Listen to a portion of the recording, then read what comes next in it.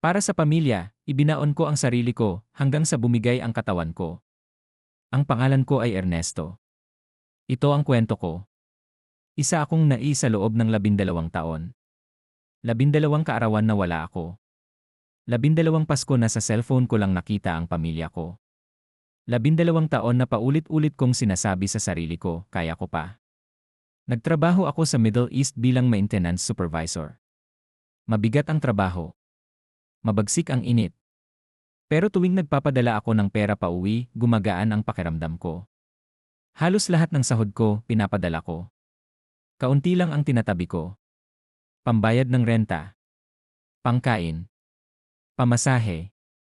Wala akong ipon. Walang emergency fund. Walang plano para sa sarili ko. Kasi iniisip ko, kailangan ako ng pamilya ko. Magme-message ang asawa ko, love, kulang pambayad sa kuryente. Tatawag ang nanay ko, anak, may maintenance na naman ako. Sasabat ang kapatid ko, kuya, enrollment na ng bata. At palagi kong sagot, sige, padala ako. Sinasabi ko sa sarili ko, ito ang ginagawa ng isang mabuting provider. Pagod ako. Pero proud ako. Hanggang sa nagsimulang magsalita ang katawan ko. Sa umpisa, hilo lang. Tapos sakit ng ulo. Hanggang sa nanginginig na ang kamay ko habang nagtatrabaho. Isang hapon, bigla akong bumagsak sa trabaho. Nagising ako sa ospital. Puting ilaw. Tahimik. Sinabi ng doktor, dahan-dahan ang boses. Mataas ang blood pressure mo. May problema ang puso mo. Kailangan mo ng pahinga. Pahinga. Napatawa ako ng mahina. Paano ka magpapahinga kung may umaasa sa'yo? Pagkalipas ng 2 buwan, hindi na ako makapagtrabaho. Natapos ang kontrata ko. Wala akong choice. Umuwi ako ng Pilipinas. Sa isip ko, eksena sa airport. Yakapan. Luha. Saya. Pero ang nangyari normal lang. Niyakap ako ng asawa ko. Pero saglit lang. Sobrang pumayat ka, sabi niya. Tapos, makakapagpadala ka pa ba next month? Parang may humigpit sa dibdib ko.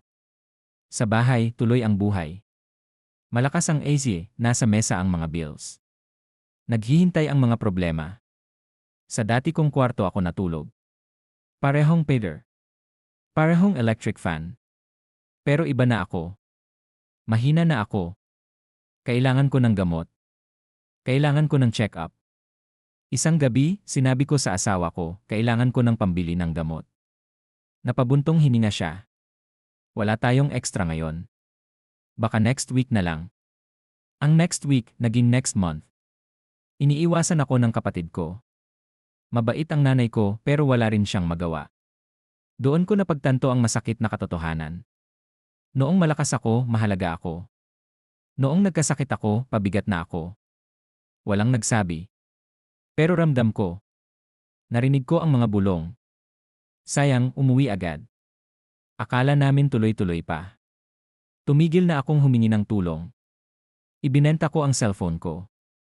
Tapos ang relo. Tapos ilang damit. Isang umaga, nahimatay ulit ako. Pagmulat ko ng mata, wala ako sa bahay. Nasa maliit na klinika ako. May babaeng nakaupo sa tabi ng kama ko. Sige po, gising na kayo, sabi niya. Liza ang pangalan niya. Volunteer nurse siya sa barangay clinic.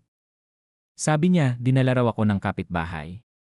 Mag-isa lang po kayo noon, sabi niya. Tumimo sa akin ang salitang iyon. Mag-isa. Tinulungan ako ni Liza. Inasikaso niya ang free consultation. Pinapaalalahanan niya akong uminom ng gamot. Dumalaw siya kahit wala siyang duty. Isang araw, tinanong niya ako, Sir Ernesto, bakit parang mag-isa lang kayo sa buhay? Umiti ako. Pero nagsalita ang mga mata ko. Kinuwento ko lahat. Ang pagtatrabaho sa abroad. Ang padala ng pera. Ang sakit. Ang katahimikan. Tahimik lang siyang nakinig. Pagkatapos, sinabi niya ang simpleng bagay. Hindi kayo nagkulang. Pero nakalimutan niyo ang sarili niyo. Noong gabing iyon, umiyak ako. Hindi malakas. Tahimik lang. Parang isang lalaking sobrang pagod. Mabagal ang paggaling ko. Nagsimula akong maglakad tuwing umaga. Maikli lang sa umpisa. hanggang sa humaba. Natuto akong magluto para sa sarili ko. Nagbenta ako ng banana Q sa terminal. Maliit ang kita. Pero akin. Napansin ng pamilya ko ang pagbabago. Hindi na ako nagbibigay ng lahat. Tumutulong ako kapag kaya. Pero may tinatabi na ako para sa sarili ko. Noong una, nagalit sila. Madamot ka na, sabi ng kapatid ko. Tiningnan ko siya at mahinahon kong sinabi, gusto ko lang mabuhay. Tahimik ang sumunod. Lumipas ang mga buwan. Gumanda ang pakiramdam ko. Hindi na nanginginig ang kamay ko. Mas magaan ang dibdib ko. Isang hapon, umupo sa tabi ko ang asawa ko. Pasensya na, sabi niya. Nakalimutan kong tao ka rin. Hindi perpekto. Pero totoo. Ngayon, simple lang ang buhay ko. Hindi na malaki ang kinikita. Hindi na ako yung na inaasahan ng lahat. Pero buhay ako. May mga araw pa ring masakit ang katawan ko. May mga gabing tahimik, mapanuri at mabigat ang isip.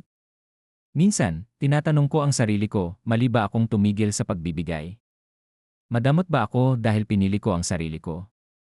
Hanggang saan ba dapat ang sakripisyo ng isang anak, asawa, kapatid? Kung ikaw ang nasa kalagayan ko, ipagpapatuloy mo ba ang pagbibigay kahit paubos ka na? O pipiliin mo rin bang mabuhay, kahit tawagin ka nilang makasarili? Dahil ang tanong ko ngayon ay ito, kapag ikaw na ang nangailangan, sino ang matitira para sa'yo? At kung walang sasalo? Sapat na bang dahilan iyon para simulan mong piliin ang sarili mo? Ako si Ernesto, Loy mula Cagayan de Oro. At ito ang kwento ko, isang kwentong hindi pa tapos, dahil hanggang ngayon, hinahanap ko pa rin ang sagot.